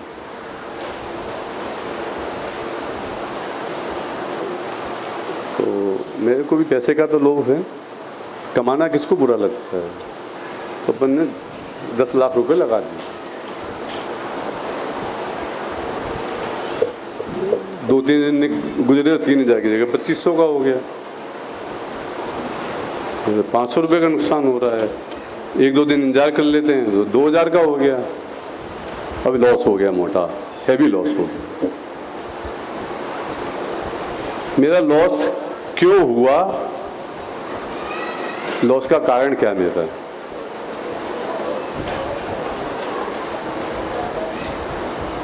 मेरे मेरा लॉस का कारण मेरा पैसे के प्रति लोभ है, और लोभ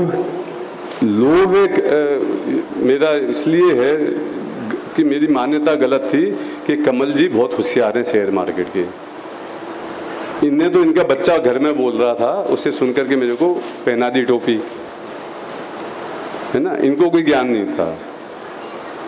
अब मेरा मन में ये था कि ये बहुत ज्ञानी आदमी शेयर मार्केट के, तो मैंने इनको ज्ञानी माना।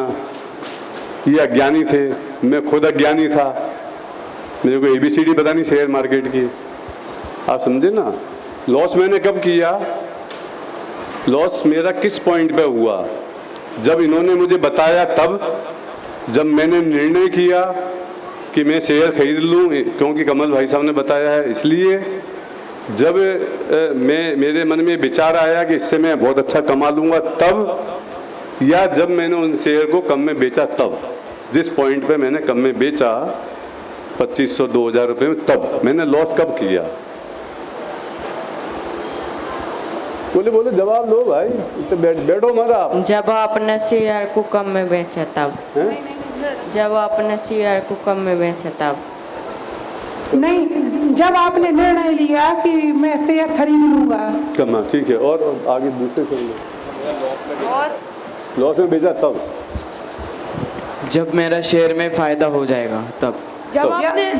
जब आपने उनकी बात मानी कि मुझे फायदा होगा, तो आपको पैसों का लोभ था, तभी आपने लॉस कर दिया, क्योंकि आपको ये लग रहा था कि वो ज्ञानी है, पर उनको उतना ज्ञान नहीं था, और आपने लोभ के कारण ऐसा मान लिया, इसलिए यही आंसर। तो इसमें मिथ्यात्व क्या हुआ?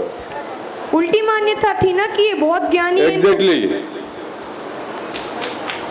राइट आंसर, कि मैंने जिस वक्त ये निर्णय किया कि मास्टर जी बोल रहे हैं मेरे को इससे कमाई हो जाएगी, ये मेरा ज्ञान था।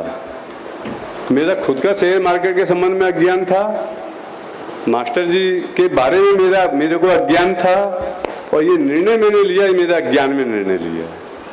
तो अज्ञान जो है वो सबसे बड़ा पाप है। हर दुनिया की हर क्रिया में, हर क्रिया जो भी हम करते हैं उसमें हम ये सोचते हैं कि इससे मुझे सुख की प्राप्ति होगी, इसलिए हर काम हम करते हैं, ठीक है।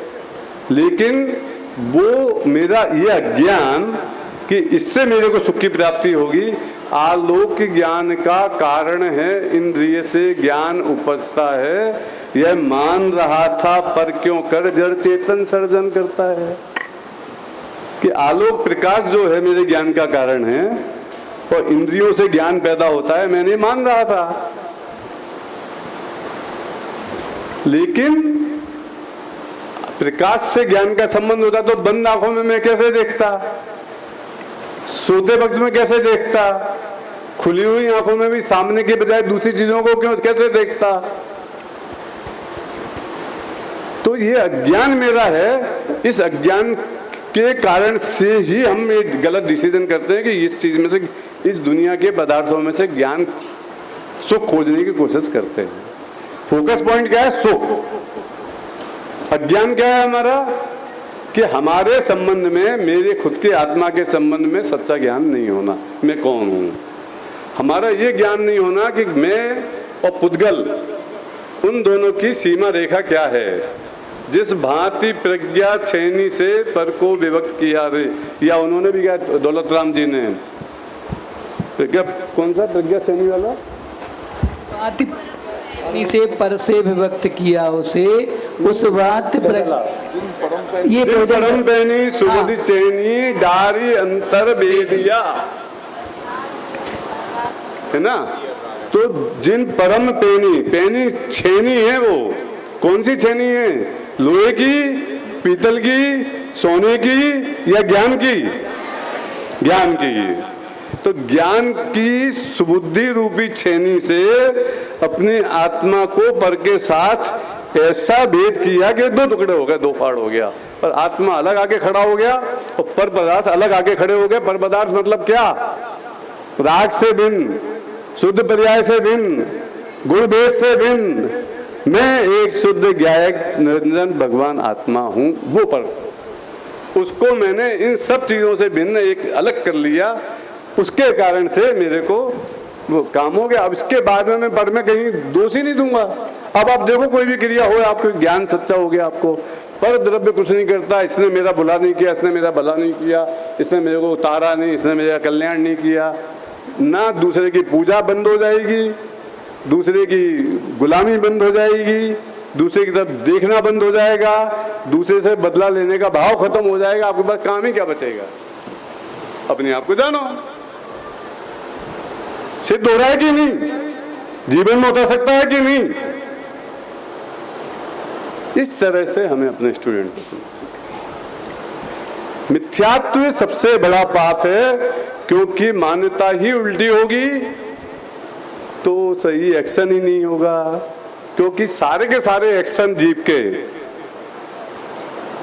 अपने सिद्धांत से गाइड होते हैं। अब इसमें से दूसरे सिद्धांत मन निकाल लेना कि सिद्धांत गुण को आपने ये कर दिया, वो कर दिया।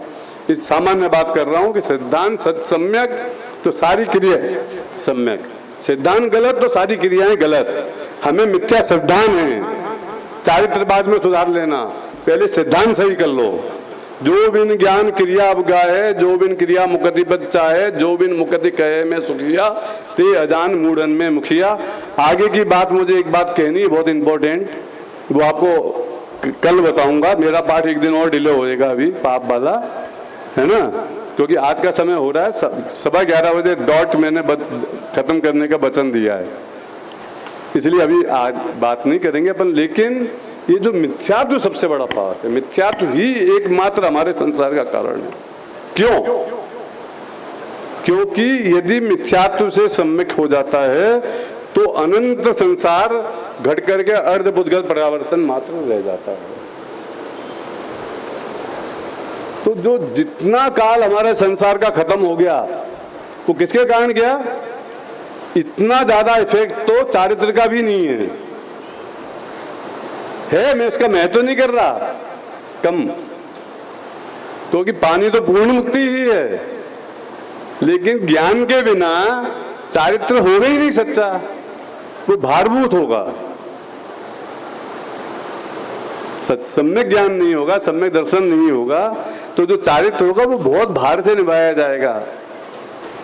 आप आसानी से नहीं कर सकते। दिगंबरत्व इसलिए उनको दुख का कारण नहीं है मुनिराज को, क्योंकि उनको अनंतानुबंधी, अप्रत्यक्षानावरण और प्रत्यक्षानावरण 3 कसाय का अभाव हो गया।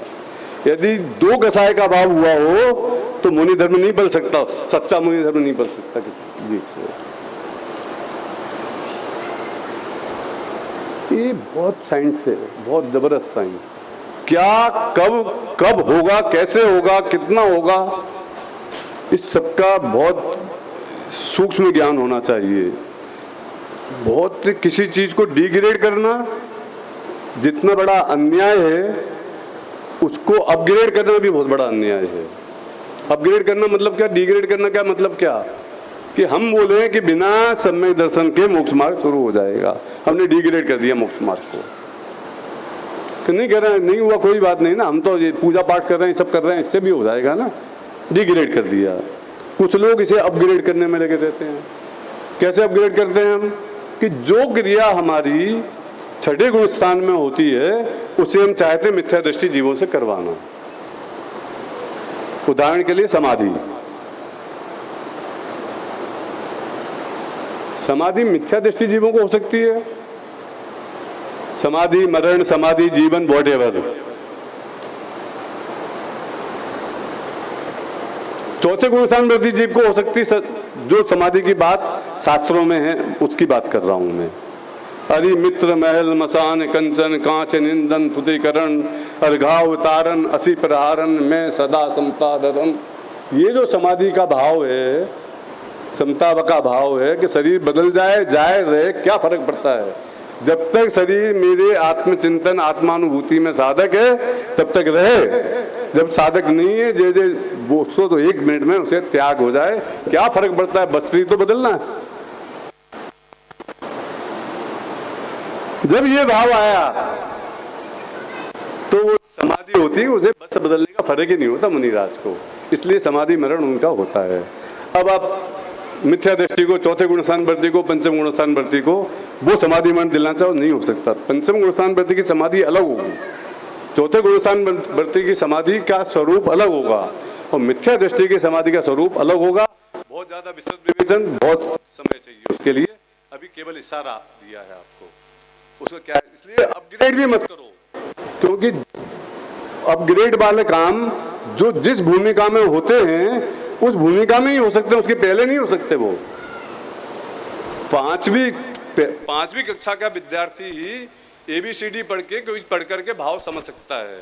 उसे आप शिशु नर्सरी वाले विद्यार्थी को कहोगे कि तू एक किताब का पढ़ के इसका भाव बता मेरे को, संभव नहीं है, क्योंकि उसे ABCD पता नहीं है। अभी तो पहले ABCD तो सिखाओ।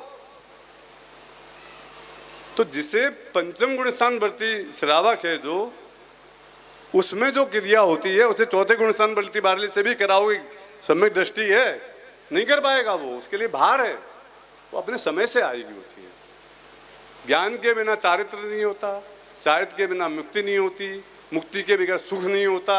यदि जो लोग ऐसी बात करते हैं मूर्खों के सरदार हैं। कल बाकी बात कल।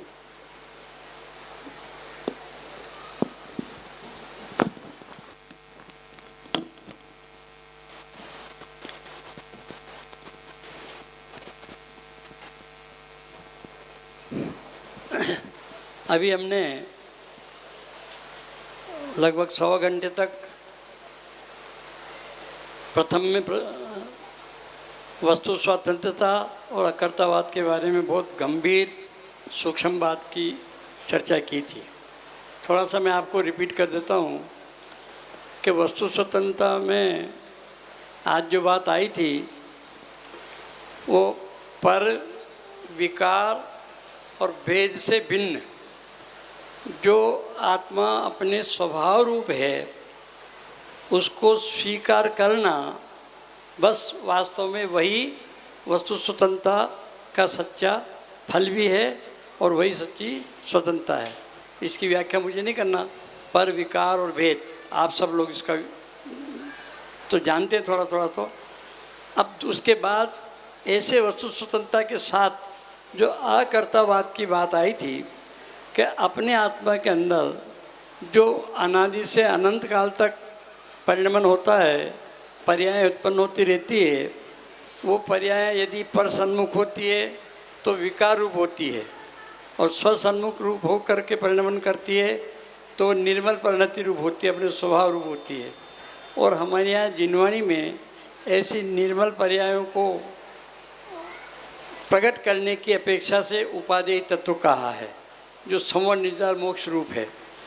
तो वास्तव में अगर विचार किया जाए कि ऐसी संवर निर्धार मोक्ष रूप निर्मल पर्याय मुझे प्रकट करना है, मैं इनको करूं, और ये आश्रवबंध रूप जो विकार रूप पर्याय हैं मैं इनका अभाव करूं, इनका नाश करूं और इनको प्रकट करूं, ऐसी मान्यता भी जब तक रहेगी तब तक हम अकर्तावाद को नहीं समझ पाएंगे और कर्ता बुद्धि का हमारे अभाव नहीं होगा।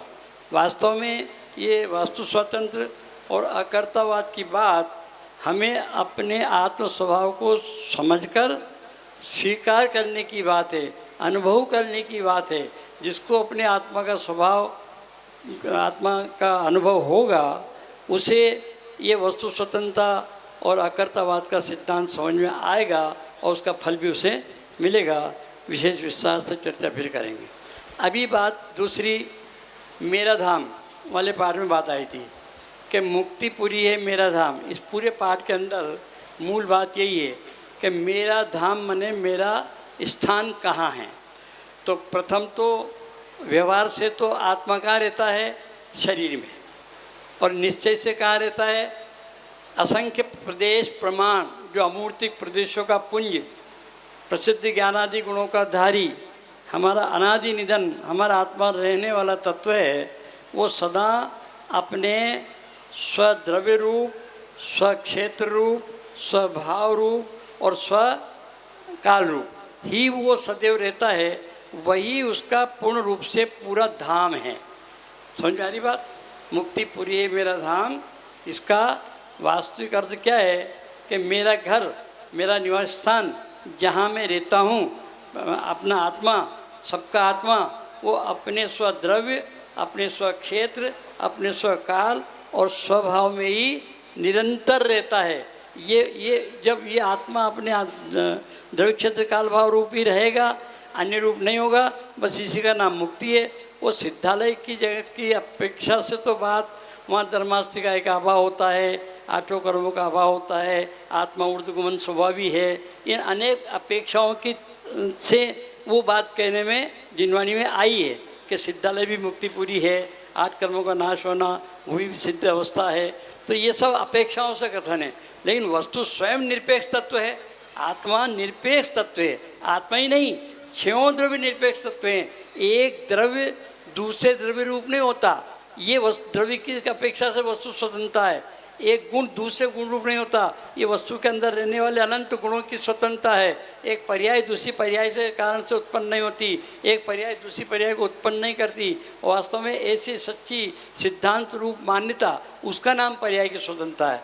तो ऐसे अपने आत्म तत्व को जो अनादि से अनंत काल तक रहता है, जो अपने द्रव्य क्षेत्र काल भाव रूप रहता है, उसको इस प्रकार से जान, जिसमें पर का रंच मात्र भी प्रवेश नहीं है। वो जो ऊपर की बातें हैं ना, क्या नाम से मुझे भूख का नाम नहीं है, मुझे तो क्या आदि व्याधि का काम नहीं है, है ना, वो सब तो नास्तिक की अपेक्षा से बात है, परद्रव्य की अपेक्षा से बात है। क्योंकि हमको भूख कब लगती है, हमको प्यास कब लगती है, हमको बीमारी कब होती है, ये सब परद्रव्यों की अपेक्षा से, नास्तिक की अपेक्षा से बात है। लेकिन नास्तिक धर्म भी आत्मा का है, लेकिन नास्तिक धर्म आत्मा का होने पर भी वो क्या बताता है कि इन पर का मुझसे कुछ संबंध नहीं है, पर मेरे में किसी भी प्रकार से कुछ रूप भी नहीं हो सकता, मैं सदाकाल अपने रूप ही रहता हूँ, ऐसा अस्थि रूप अपना ज्ञान सद्दान होगा तो वो नास्तिक की बात भी हमें कहेंगे तो व्यवहार से कहने में आती है। इसलिए आत्मा का वास्तविक धाम मुक्तिपुरी है मेरा धाम, वो तो अपने स्वद्रव्य क्षेत्र, स्वक्षेत्र, स्वकाल, स्वभाव में रहना है।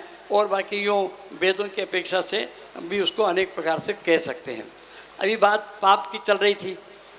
पाप में पाप और कषाय हैं कि साहब ये मिथ्या तो सबसे बड़ा पाप है, और ये लोभ पाप का बाप है और बाप का भी बाप है। क्या है? दादा है। मिथ्यात्व सबसे बड़ा पाप है, तो लोभ पाप का बाप है और उसका भी बाप मिथ्यात्व है। तो इसका मतलब है वो ये सब उसके वश में होकर के हुए, मिथ्यात्व के वश में होकर ही जीव घोर से घोर पाप करता है। ये पंक्ति है ना आपके पाठ में कि जीव मिथ्यात्व के वश होकर ही घोर से घोर पाप करता है। वो मिथ्यात्व किसका नाम है? वो मिथ्यात्व क्या है? तो वो मिथ्यात्व कषाय भी है और परिग्रह भी है। वो पाप भी है और वो कषाय भी है। तो मतलब मिथ्यात्व कषाय भी हो गया, पाप भी हो गया। कैसे हो गया? कि ये पाप का ही भेद है। मिथ्यात्व परिग्रह पाप का भेद है ना। परिग्रह के 24 भेद हैं। उन 24 भेदों में 14 प्रकार का तो अंतरंग परिग्रह और 10 प्रकार का बहिरंग परिग्रह। ऐसे उसमें 14 प्रकार के अंतरंग परिग्रह में पहले नंबर का अंतरंग परिग्रह कौन सा है? मिथ्यात्व है। तो वो परिग्रह पाप का भेद हुआ ना, ये परिग्रह के भेद हैं। परिग्रह के 24 भेद हुए। उन 24 परिग्रह के भेदों में अंतरंग परिग्रह के भेद में सबसे बड़ा पहला नंबर का मिथ्यात्व। तो ये परिग्रह पाप का हो गया। अब ये पाप क्या है? ये पाप लोभ का बाप है ना। पाप का बाप लोभ है, तो लोभ कषाय है, तो वो भी कषाय हुई। इसलिए ये मिथ्यात्व और पाप मतलब मिथ्यात्व पाप भी है और कषाय भी है, इसलिए सबसे बड़ा पाप है। और ऐसे पाप और कषायों के वश जब तक जीव रहता है तब तक वो निरंतर 5 इंद्रियों के विषयों में लगा रहता है। उसके निमित्त से इसके पाप होते हैं। और कषाय अर्थात विभाव रूप परिणाम, क्रोध मान माया रूप परिणाम, इसको अपने आत्म स्वभाव का ज्ञान नहीं होता है और पर से ये अपने में कुछ होना या करना मानता है। उसके कारण से इसके क्रोध मान माया लोभ आदि परिणाम उत्पन्न होते हैं। तो ऐसे पाप और कषायें ये सब मिथ्यात्व के कारण ही होती है। ये मिथ्यात्व सबसे बड़ा पाप है, दुख का कारण है। अब ये उत्पन्न कैसे होता है और छूटे कैसे? वैसे तो ये सब आपके पाठ में लिखा हुआ है और आपसे कहा था आप पढ़ के आना, और नहीं पढ़ के आए तो पढ़ लेना, कोई दिक्कत नहीं है। मुझे अभी इतना समझ भी नहीं है।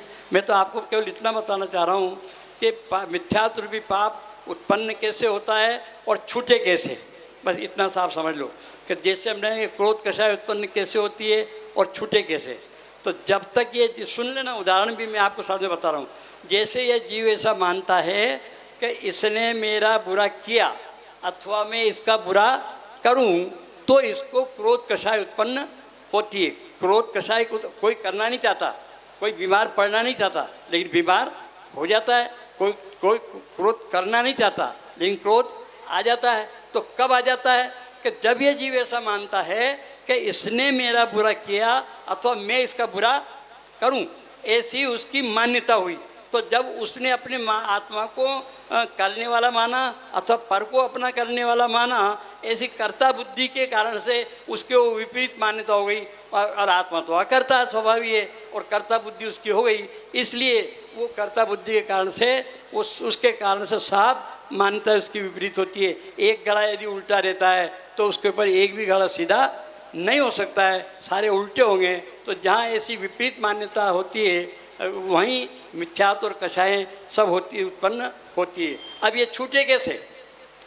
इनके छूटने का एकमात्र कारण है तत्व ज्ञान का अभ्यास। 7 तत्व जो हमारे प्रयोजनभूत तत्व हैं, उन तत्वों का जैसा उनका स्वरूप है उसको वैसा समझे, उसको वैसा जाने, उसको वैसा स्वीकार करे। इन 7 तत्वों के अभ्यास से इस जीव को निज और पर का भेद ज्ञान होगा, प्रयोजनभूत तत्व का ज्ञान होगा और फिर इसको अपनी आत्मा का ज्ञान होगा। तो ऐसे अपने आत्मा का ज्ञान सद्दान होने पर, सच्चा सद्दान होने पर ये मिथ्यात्व अर्थात विपरीत मान्यता, उल्टी मान्यता अपने आप नष्ट हो जाएगी। तो इसलिए ये लोभ और पाप, कल आपको पंडित जी कषाय वाले पाठ में भी ये बात विशेष रूप से बताएंगे। अभी आज पाप की भी करेंगे और कषाय की भी बात करेंगे। तो आप लोग कषाय वाला पाठ भी पढ़ के आना। क्या कल पाप वाला पाठ भी होगा और कषाय वाला भी होगा, तो उसमें और इससे भी ज़्यादा थोड़ी सूक्ष्म बात आएगी। अभी तो बस मैं इतनी बात कहकर अपनी बात को समाप्त करता हूँ कि हमको ऐसा मिथ्यात्व जो अनादिकाल से हमारे साथ चला आ रहा है और जिसके कारण से हम इस संसार में दुखी हो रहे हैं पाप करते हैं, संसार परिभ्रमण करते हैं, ऐसा अचल अवस्था हमारी प्राप्त नहीं होती है। इसलिए इन मिथ्यास और पाप को दुख का कारण जानकर, विपरीत मान्यता को दुख का कारण जानकर, अपने आत्म स्वभाव को जैसा है वैसा जानकर मानकर उसका अनुभव करने का प्रयत्न करें। इसी पवित्र भावना के साथ अभी की बात को विराम देते हैं। सभी प्रशिक्षणार्थी जो जहाँ जिसका रोल नंबर और कक्षा है वहीं पे बैठें। अध्यापकों से भी निवेदन है कि उनको जो उपस्थिति पत्रक आज दिया है, आज तक की आपकी यदि किसी और कक्षा में भी आप बैठ रहे थे तो वहाँ से उपस्थिति लेकर वहाँ दे दी जाएगी, लेकिन आगे अब कोई भी उपस्थिति दी नहीं जाएगी। इसलिए वहीं पर ही बैठें जहाँ पर आपका कक्षा का स्थान है। और अध्यापक भी अपने उपस्थिति पत्रक के अलावा कोई भी प्रशिक्षणार्थी है तो उसको वहाँ से हटा दें, या तो कार्यालय में भेजें, या उन्हें यदि मालूम है कि उनका कक्ष क्रमांक कौन सा है तो वहाँ पर भेजें। नहीं पता हो तो कार्यालय में भेजें, हम यहाँ से उनकी व्यवस्था कर देंगे। और दूसरा, उपस्थिति पत्रक में आपको कोई भी अभी भी दिक्कत है तो वो पत्रक फाइनल है, उसी को आप सुधार करके और पूरे समय की उपस्थिति इस पत्रक में अपने पिछले पत्रक से लिखनी है। जय जिनेंद्र।